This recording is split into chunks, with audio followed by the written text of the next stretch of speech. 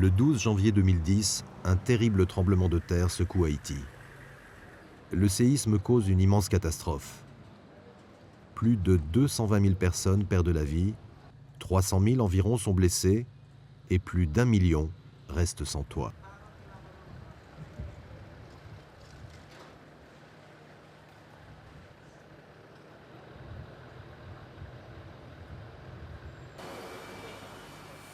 La Suisse réagit aussitôt. 11 heures après la catastrophe, un détachement avancé de 7 personnes de la chaîne de sauvetage décolle pour Haïti dans un jet de la Rega. Leur mandat, préparer un éventuel engagement de la chaîne de sauvetage et évaluer sur place les besoins les plus urgents. Il s'avère rapidement qu'un engagement de la chaîne de sauvetage ne se justifie pas. Nous avons décidé de ne pas entreprendre d'action de sauvetage.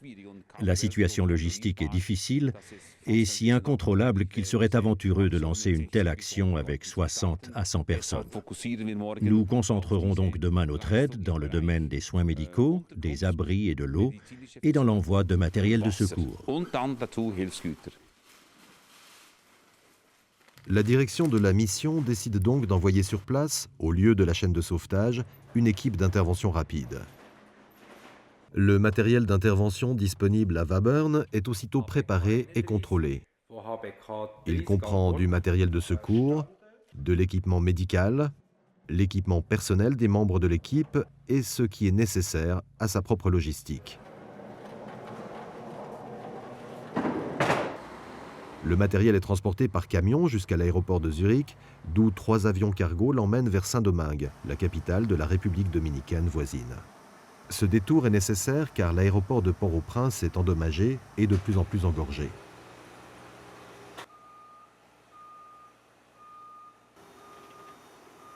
Le transfert du matériel de l'avion au dépôt, puis son transport par-delà la frontière vers Haïti, est un véritable défi logistique.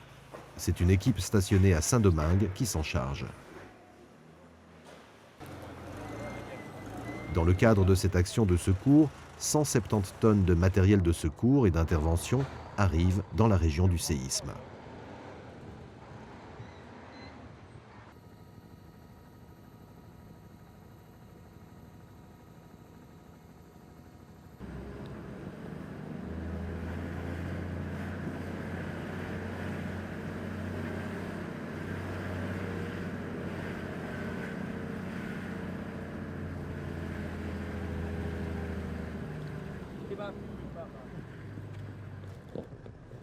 Les destructions sont massives en Haïti. Beaucoup d'hôpitaux sont sinistrés, médecins et infirmières comptent parmi les victimes. Les services médicaux en général sont interrompus. L'équipe médicale de la DDC est opérationnelle 4 jours après le séisme déjà. Elle gère un hôpital pour enfants à Port-au-Prince.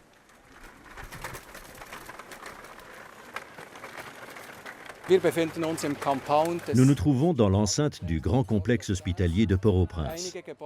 Certains bâtiments sont inutilisables. Ils risquent de s'effondrer. Nous avons donc décidé, par sécurité, d'installer les tentes dans la cour.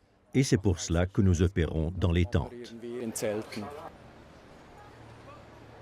L'hôpital se compose de 10 grandes tentes, dont une tente d'accueil et de traitement pour les patients ambulatoires, une tente d'opération avec 3 tables d'opération et des tentes pour patients stationnaires. Dans 5 autres tentes, les Suisses, en étroite coopération avec les équipes médicales locales, ont installé un département maternité et nouveau-nés.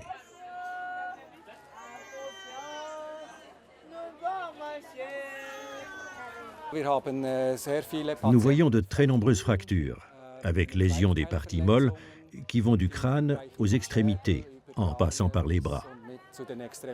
Souvent, il s'agit de blessures ouvertes qui s'infectent.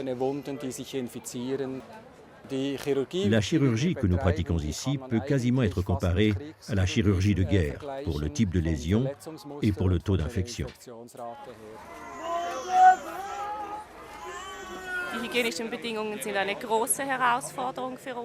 L'hygiène est un grand défi pour nous. Nous devons lutter contre des conditions inimaginables en Suisse. Pendant les opérations, des fourmis grimpent sur les draps stériles.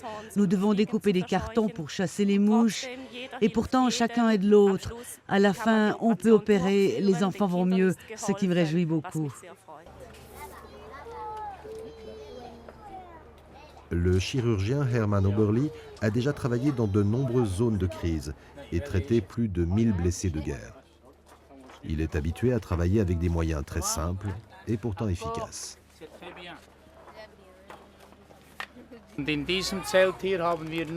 Dans cette tente, il n'y a que des enfants avec des fractures des extrémités inférieures.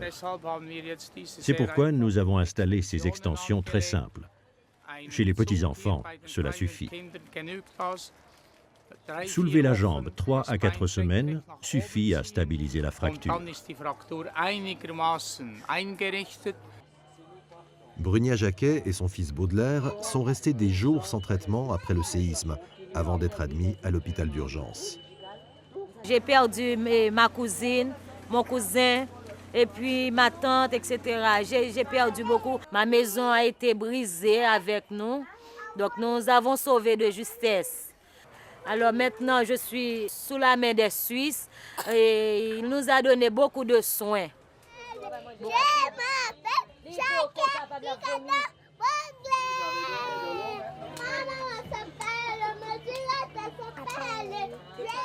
Beaucoup de patients sont traumatisés. À l'hôpital, ils ont besoin de s'exprimer sur ce qu'ils ont vécu. On a entendu un bruit bizarre. Puis il y a une de ses filles qui a dit tremblement de terre. Et puis elle-même, elle a eu le temps de courir sur la cour. Mais nous, il était trop tard, nous ne pouvons pas nous retrouver sur la cour. La maison était déjà effondrée avec nous. Mais moi et ma tante, on est sortis, on a eu rien. Donc c'est là que j'ai trouvé ma nièce. Elle se trouvait en dessous de la maison, sur la tête de la maison, avec sa mère, son petit frère et sa grand-mère. Toutes les autres sont morts. Tous les autres sont morts, sauf elle.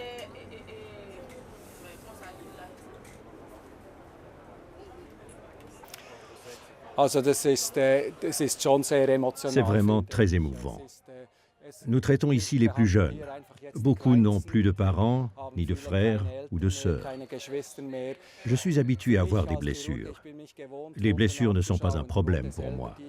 Mais le destin des blessés, quand on s'informe, cela me touche énormément.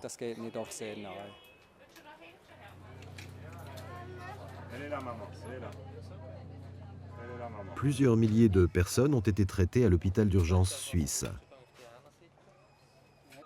Et quelques 600 interventions chirurgicales, souvent vitales, ont été pratiquées sur des enfants.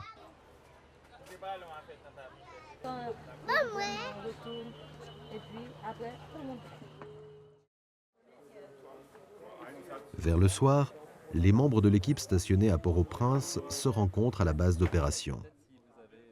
La base a été installée dans un quartier peu touché par le séisme. C'est d'ici que l'équipe dirigeante coordonne l'action de secours. Donc les difficultés majeures pour mettre en place cette opération sont bien sûr la logistique, la difficulté pour les transports, le stockage aussi à Port-au-Prince n'est pas facile, l'accès à l'aéroport où on a nos warehouses n'est pas facile, les communications sont très difficiles entre les équipes qui sont sur le terrain, la base des opérations ici et même le siège à Berne, donc c'est très difficile pour nous de coordonner les opérations.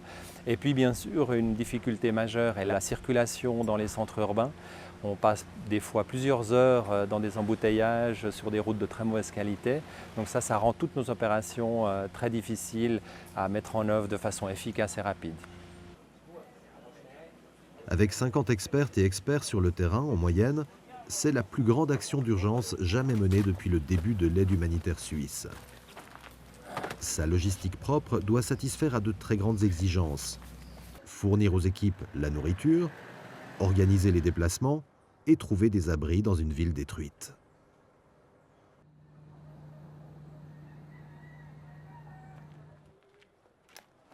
Alexandre Millard et sa famille ont eu beaucoup de chance d'échapper au séisme. Je faisais la lessive quand j'ai senti le tremblement de terre. J'ai couru vers mon bébé et nous avons pu sortir juste avant que la maison ne s'effondre. Nous avons survécu, mais sous la maison, il y a une famille de 6 morts qu'on n'a pas encore pu retirer.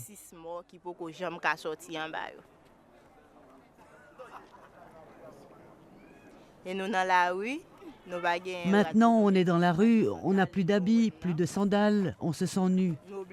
Nous nous lavons dans la rue et nous y mangeons. Alexandre Millard n'est pas la seule dans ce cas. Des milliers de gens ont cherché refuge sur les places publiques. Ils y vivent depuis lors dans des abris improvisés, la plupart dans des conditions d'hygiène impensables. Une équipe de la DDC évalue donc les besoins les plus urgents dans ces abris. Il est vite évident que l'accès à l'eau potable représente le plus grand problème pour les gens.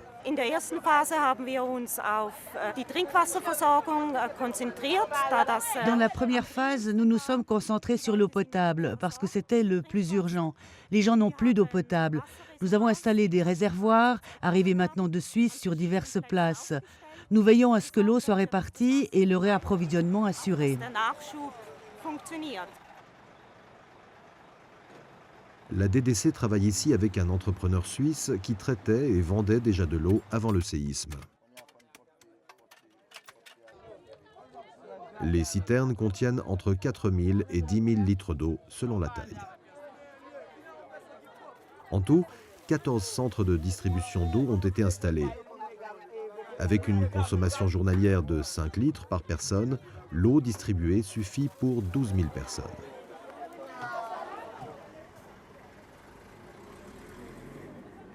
La qualité de l'eau est régulièrement contrôlée. Mais s'il reste blanc, oui, ça c'est bon. La qualité de l'eau? La qualité est potable. Au camp, quelqu'un a la responsabilité de commander une nouvelle livraison avant que la citerne ne soit vide.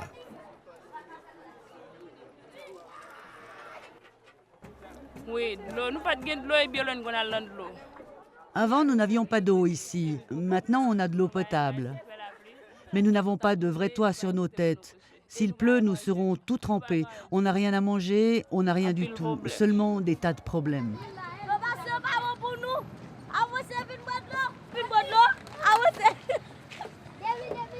Outre la livraison de citernes, la DDC répare 40 points de vente d'eau, dits kiosques à eau, et y fournit l'eau. La population peut maintenant trouver de l'eau gratuite dans ces kiosques jusqu'à ce que la situation retourne à la normale.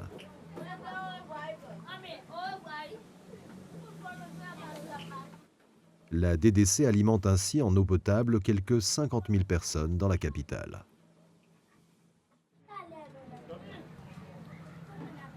La DDC aide aussi là où les caméras ne filment pas et où seules quelques rares organisations d'aide sont actives. Par exemple, dans la province de Petit-Goâve, au sud-ouest du pays. Ici, le sol s'est affaissé de 2 mètres environ après le tremblement de terre. La plupart des maisons sur la rive sont donc inhabitables. Nous n'avons pas d'endroit pour passer la nuit. Je dors dehors dans la rue et ma cousine à l'église. Le matin, je dois de nouveau dégager la place pour que les voitures puissent passer dans la rue.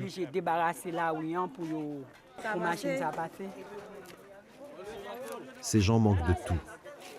La DDC est ici la première organisation à distribuer de l'aide à la population.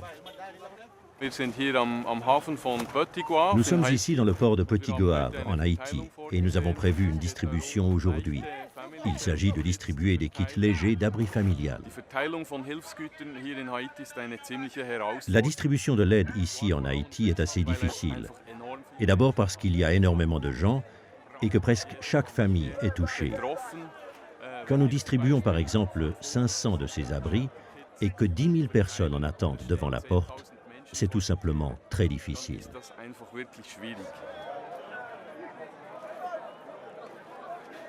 Il arrive que des transports de biens d'aide soient pillés. C'est pourquoi la DDC fait protéger ses distributions par les troupes de paix de l'ONU et l'armée américaine. Ainsi, la plupart des distributions se déroulent dans un calme relatif. En tout, 2000 kits familiaux ont été distribués aux familles les plus touchées.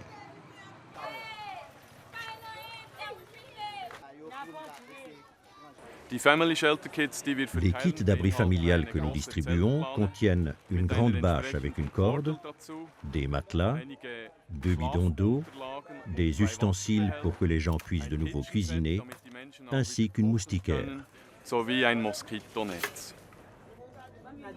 Dans une deuxième phase, la population reçoit du matériel de construction léger, lattes de bois, tôles ondulées, bâches de plastique et outils. La DDC ne fournit délibérément pas de tentes. Les gens peuvent ainsi créer des logements provisoires à partir des ruines de leur maison, selon leurs besoins.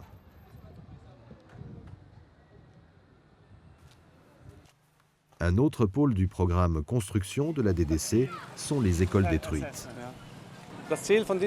L'objectif de cette évaluation est d'identifier les écoles où l'on pourrait installer des tentes dans la cour, afin de permettre de nouveau l'activité scolaire, en attendant la remise en état ou même la reconstruction des bâtiments.